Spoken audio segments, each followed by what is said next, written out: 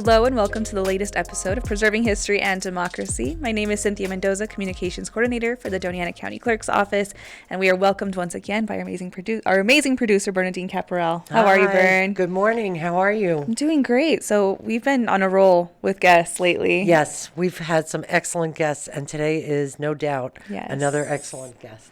Can you go ahead and introduce our special guest for us today? Yes, we have Triano Jasso. Did I say that right? Yes, that is me. All right, perfect. From the Doña Ana Village Historic Preservation Committee, or DAVHPC. Welcome.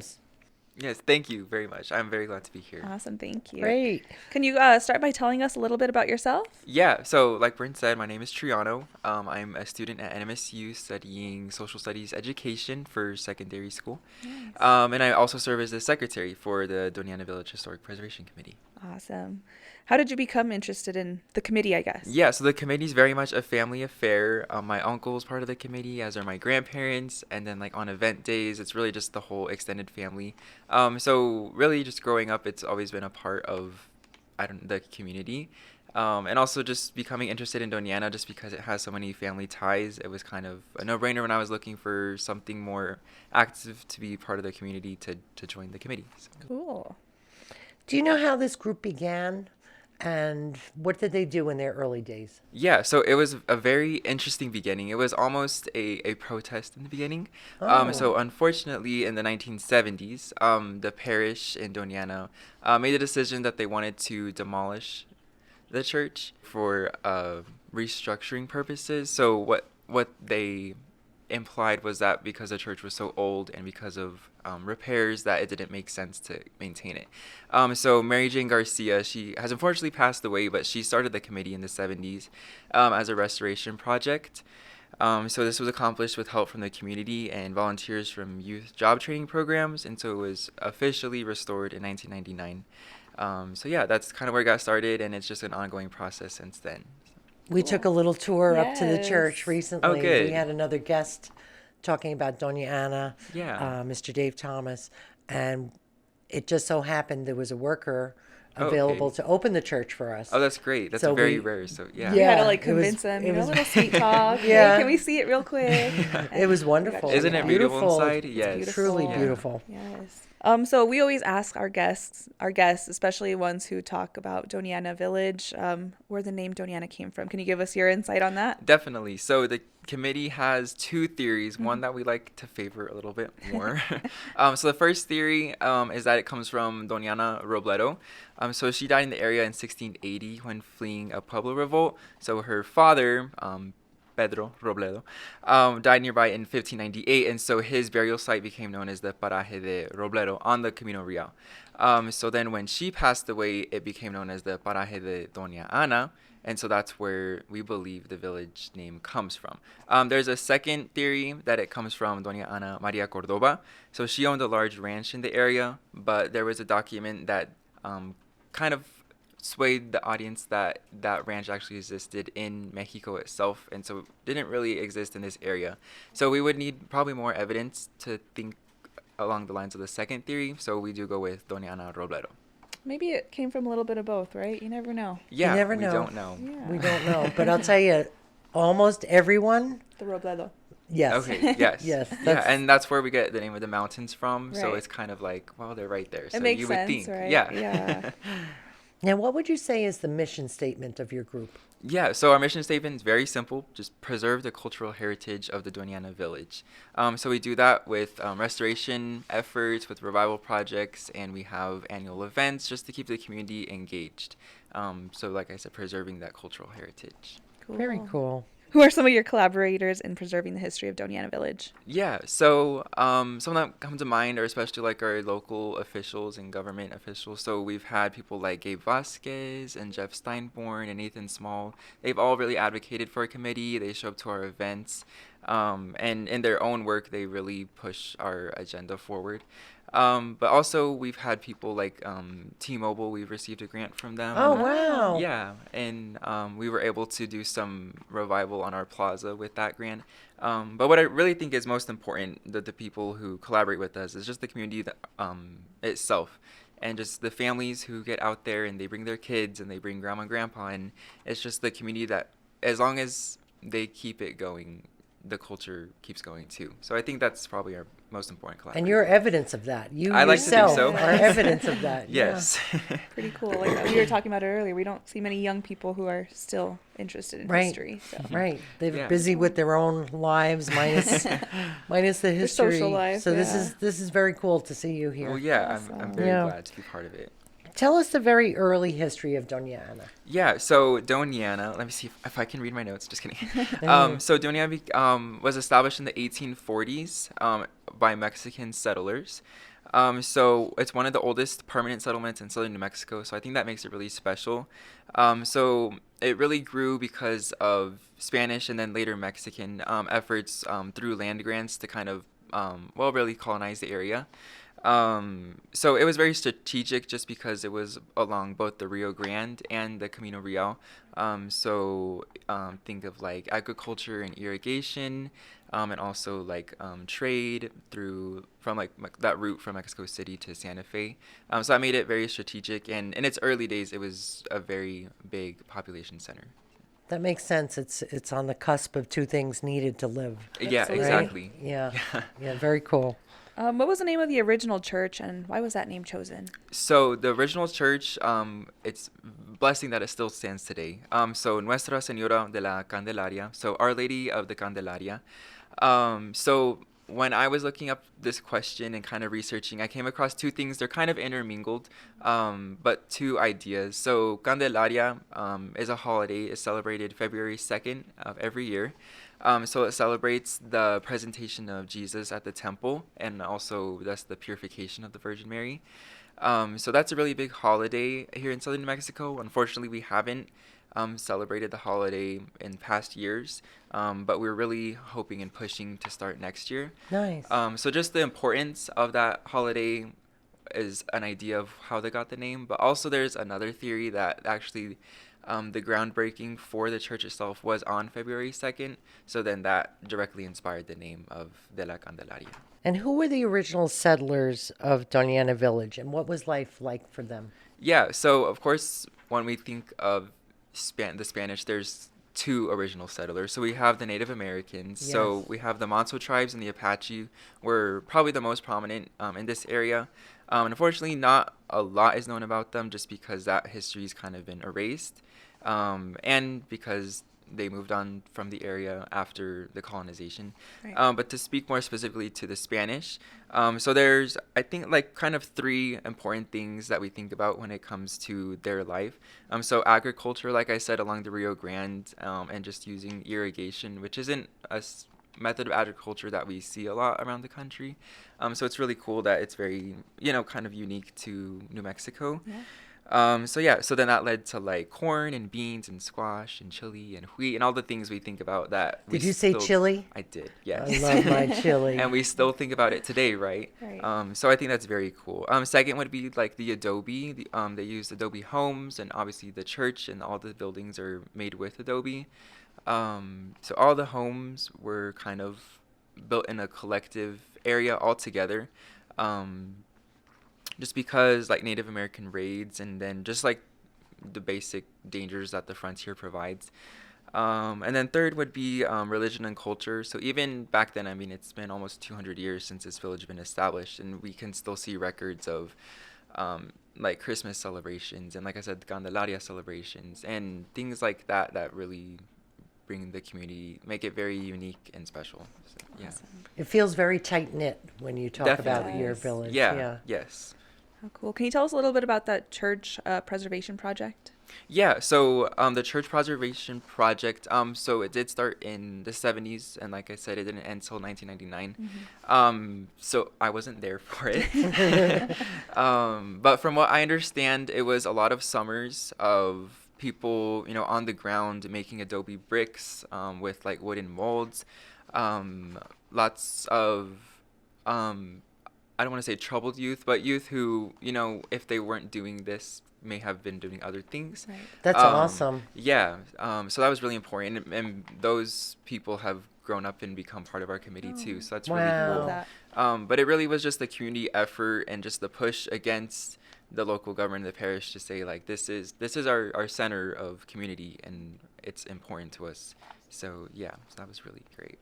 What about the De La O Center? Yeah, so it wasn't always known as the De La O Center. Right now it serves, well, it's where we hold our meetings, but also like just as a visitor center. And when the church isn't open, that's where you can go. So it's had many uses.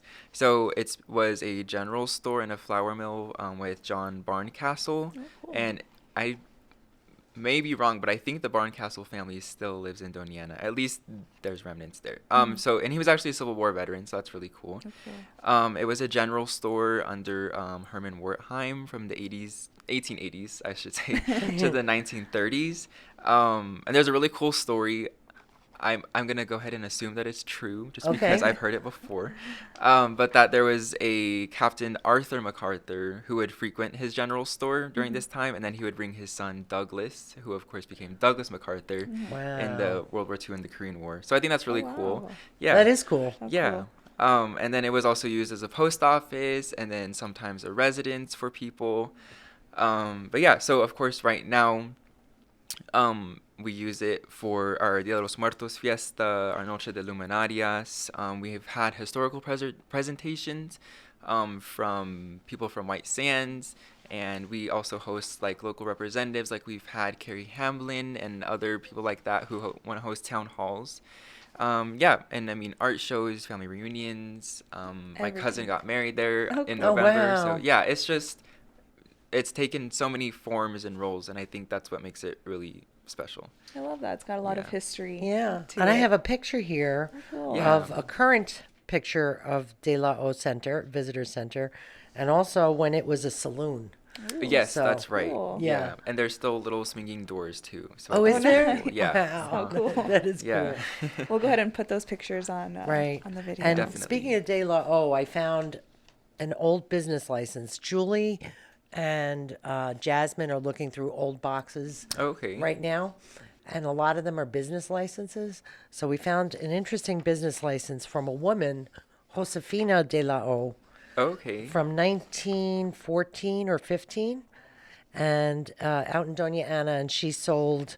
She had a retail business. I'm not sure what she sold, but probably related to the De La O's. Probably. Yeah, definitely. cool. The I De thought La that was O- really cool. Yeah, absolutely. The De La O family is still very strong, and like I was telling you earlier, I would say maybe every other person you come across, their last name is De La O, and I'm descended from De La O. Oh, cool. So yeah, that's really cool that What's your grandma's last name? De La O. De Yeah. La O. Nice. Yeah. Yeah. That's pretty So cool. it's close. Yes, exactly. It's close to you. Is she still involved as well with the committee? Yes, definitely. Oh, She's cool. there, I would say, for everything. Oh, no. That's awesome. Yeah. Speaking of your committee, you have quite a big group. Can you tell us about them and why the diversity is so important to them? Yeah, definitely. So I would say we have about a dozen members right now. And I think what's really important is that we have people from all walks of life and from all ages. So like I said, my grandparents are part of the committee, and people like who are my parents' age and that generation are part of the committee, and then I have myself.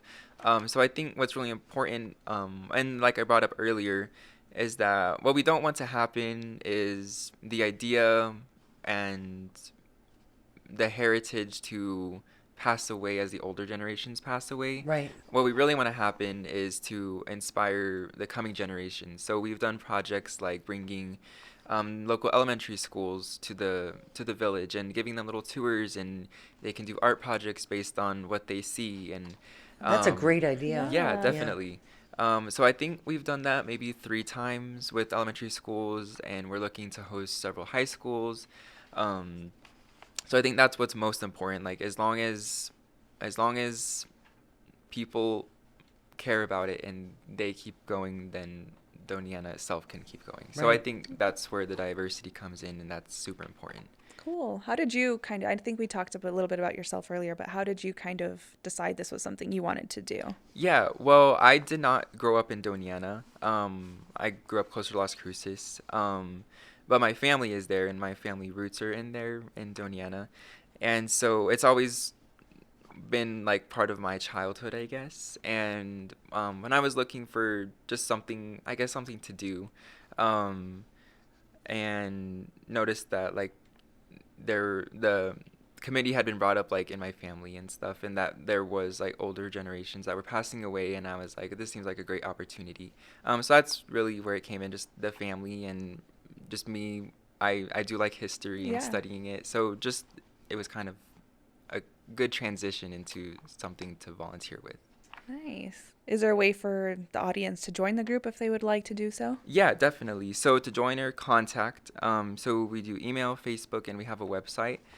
So email is donianavillagehpc@gmail.com, and then our Facebook is just the name of our group, Doña Ana Village Historic Preservation Committee. And then we have our website as www.doñanavillagehpc.org, and all of the information about what we do and what we have done is on that website. And then to join, I mean, it's open to anyone. It's free to anyone to join. We try to meet the second Saturday of every month, but I would probably recommend just getting into contact with someone beforehand, just in case you show up and no one's there. But yeah, we have many members, and it's very multi-generational, so anyone is welcome. And like I said, even if you're not from Doña Ana, like myself, we always love to have people interested. That's awesome. Yeah. Very good. What is an upcoming project for your group? Yeah, so an upcoming and kind of an ongoing project that we have is protecting our Doña Ana cemetery. Interesting. So we have a cemetery near the center of the village. So it's very historic. So we have Mexican-American War, Civil War, and Indian War veterans buried there. And its earliest known burials from 1849. So this has been around as long as the village has been around. But what's unfortunate is that there is no fencing, and there's been lots of vandalism and illegal dumping on the grounds.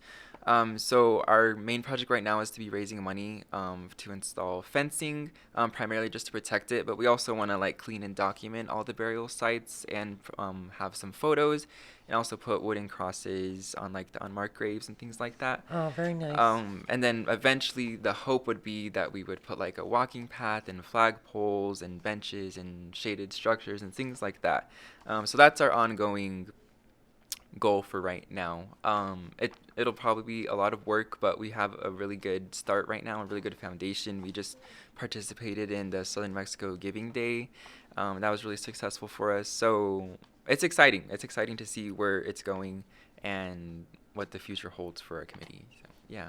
Cool. If people maybe want to donate to that project or any other projects, is there a way they can do that? Yeah, definitely. So we have a GoFundMe. So if you just search to help protect Doña Ana's historic cemetery, that can be donated through GoFundMe. And then we also take checks, and you can find the address on the website, and then just on the memo, just cemetery or VHPC. Awesome. We'll make sure to include all those links as Yeah. well. I have family members from Doña Ana as well, so okay. it's so cool seeing, so many people that are interested in preserving the history of it. It's so rich and beautiful. It Yes. really is. It's Definitely. quite as a New Yorker coming here, it has such a small town vibe, and yet it's really old. Yes, definitely. Yeah, and I think what's really cool that people don't realize is Doña Ana and Mesilla too, but Doña Ana existed long before Las Cruces was established, and it used to be the big city, and not anymore. But You had the first courthouse, right? yeah, Yeah. exactly. So yeah, I think that's really cool. Cool. Well, thank you so much for joining us. It's so cool to hear from, people that live there, or have lived there, family members that have lived there too. So, And I'm just impressed at your love of history at such a young age. It's really very cool to see. Yeah, well, And I thank you for your hard work. Of course. Well, thank you for having me, and I really enjoyed this. Thank you for having me. of course. So we want to say thank you once again to our guest, Triano Jasso, for joining us from the Doña Ana Village Historical Society, or Preservation Committee, I should say. I'm sorry, I keep saying society. That's okay. My bad. Thank you so much for joining us for this episode of Preserving History and Democracy.